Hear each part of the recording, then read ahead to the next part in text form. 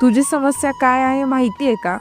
तुझी समस्या ही आहे की प्रत्येक गोष्टीचा तू बारीक सारीक विचार करत राहतोस आणि उगाच संभ्रमात पडतोस.